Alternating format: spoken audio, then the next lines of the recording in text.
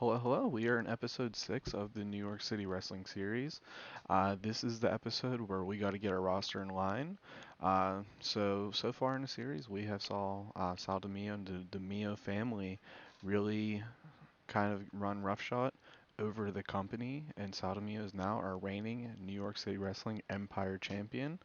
Rowley McManus is on a little bit of a hot streak. Maybe he's starting to chase up the card to dethrone Sal Demio.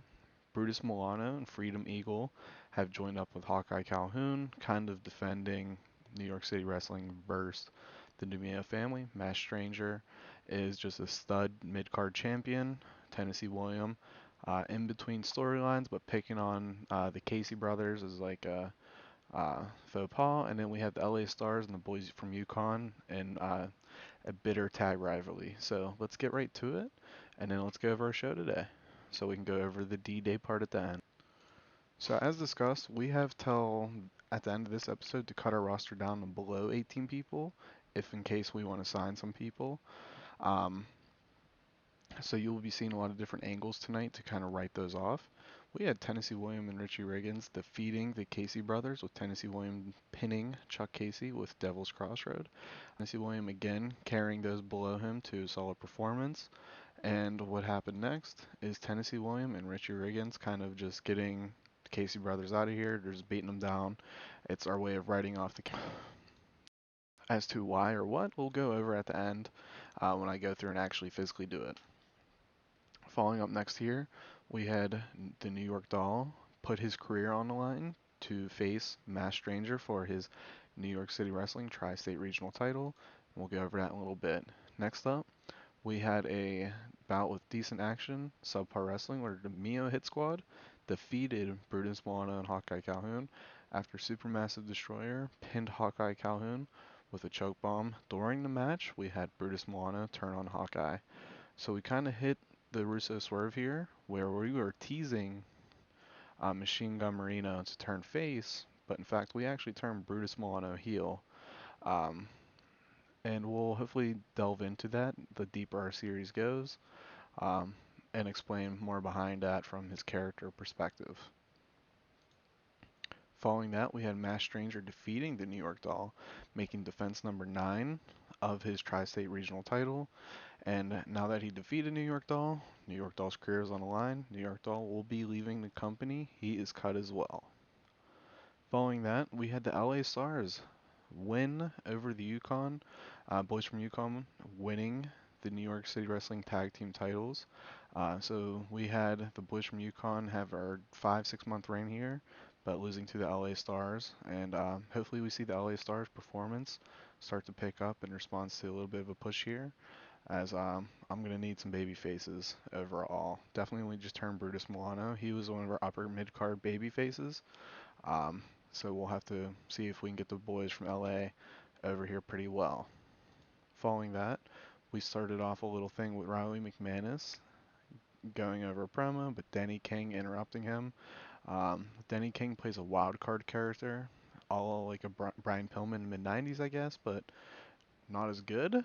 Uh, so we will see how this kind of pushes up. Again, Ryan McManus mid card storyline, maybe to get him victory towards we can get that main event status. Following that, we had a match with Jeff Bourne and Ray Snow following with a double disqualification due to Supermassive Destroyer running in and just beating the shit out of both of them. As you can imagine, this is leading to the Demio family, which is now Supermassive Destroyer, Sal Demio, Brutus Milano, Machine Gun Marino, just beating the shit out of Ray Snow and Jeff Bourne as a means of writing them off, as well as just asserting the dominance of the Demio family. Following that, we had Sal Demio making defense number 2, pinning Freedom Eagle, and a pretty solid match where a 35 and 34 rating respectively. But there's a but here. There's a little button at the end. Wrestling legend Chris Caulfield ran down and confronted Sal Demio. Now, Chris Caulfield in game is announcing his retirement in July.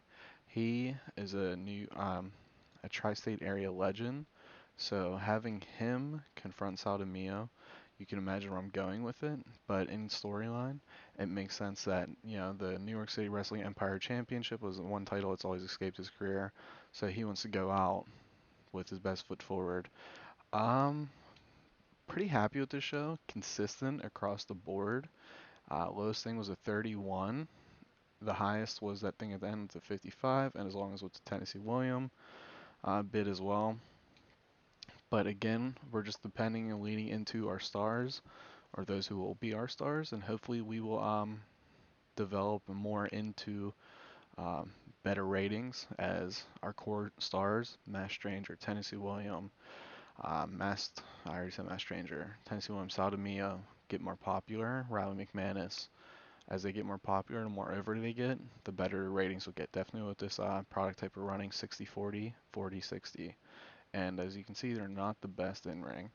So when it comes to this show, we have 21 people currently on the roster. Two of the 23 are hurt. Lucas Acrimoni will be back in a month, so we'll have to probably give him the axe as well, or do we keep him? We'll have to see what's going on there. So let's go over our roster quickly. As we said, Chuck Casey and Tully Casey. Now the reason those guys are being cut, we have to cut the bottom three. So Jeff Bourne, automatically gone, no questions asked. Um, he's fine psychology, fine in regards to star quality. We could have probably talked him up a little bit in weight class and or shape to improve that. Decent in ring, but bland. Bleh. No character there where we're looking for characters and people we can invest in. So he's gone. Chuck Casey and Tully Casey. If I didn't have the roster limitation end, I would have kept them, as I think there's room to grow with Chuck specifically. Um, but it's just time to move on, and we can go ahead and just get rid of him, followed by Tully Casey, who I think is the more that's not likely to end up doing anything. And again, when we release somebody, they're gone. There is no excuses about it. So let's look back here. We are currently at 18 wrestlers, so we're safe. But if you saw our angle at the end, Chris Caulfield was there. So we got to eliminate at least one guy. And the curtain calls on New York Doll and his 14 years with New York City Wrestling. Loyalty is a one-way street. You're loyal to us, we're not loyal to you. And we let him go in a sense that we're going to bring in Chris Caulfield, who maybe he takes the victory over, what's his name? Over Saldamio to win the title that's escaped him. Now, with Chris Caulfield, like I said, wrestling legend in the East Coast, so he's effectively Tommy Dreamer, if you think about it. So when he looks in the East Coast, he worked for USPW and Dave in his career. So we're going to go ahead and bring him in, but we're only going to bring him in like for one or two appearances. That's really it. And what we're gonna do, intention, pass the torch. Don't really care about the merch end. So with him passing the torch, you can imagine where I'm going at with that. Hopefully we get him for a couple matches as a means to kind of get our guys around here. Overall, if it makes sense, I'm really waiting to push Tennessee William hard till I can sign him. So that's gonna be a long-term thought. When it comes to Sodomio, I'm getting behind him pretty hard. I'm just hoping he doesn't get picked up by someone else, because as you can see, his popularity is going up and up and up, and I think there's going to be a boom or bust moment coming up here where we get him going pretty strong and get him over um, pretty significantly, I think, I hope. Nonetheless, that's our roster for now. We will be bringing Chris Caulfield to round out our 18. But now we kind of have some room. So who could be on the chopping block here? Lucas Acrimoni, Ray Snow, uh, um, you know, White Horse Whitaker was one that I was considering, to be honest with you. When I look at Howland Mad Mort, really good star quality, really good menace, pretty good stats in ring, not the best psychology. So I think keeping him in tag role for now makes the most sense, but it was considered. Brutus Milano, yeah, he recently turned heel, so how does that go? Andrew Harper, now that Brutus Milano is a heel, they're almost one and the same. So do I really need both? Denny King, he's 37, so this is a long-term save. Is he really worth investing a lot of time, popularity, and resources in, as he is our seasoned guy on the roster? Um, so we want to kind of find that next man up mentality to stay with us long term. But when it comes to our size and popularity, we didn't hit a popularity gain there. As you can see, it goes 1, 2. It's really going to go 1, 2, 1, 1, 2, 1. So next month we'll get up to 31. So for every 2 shows, we gain a popularity point, it seems like.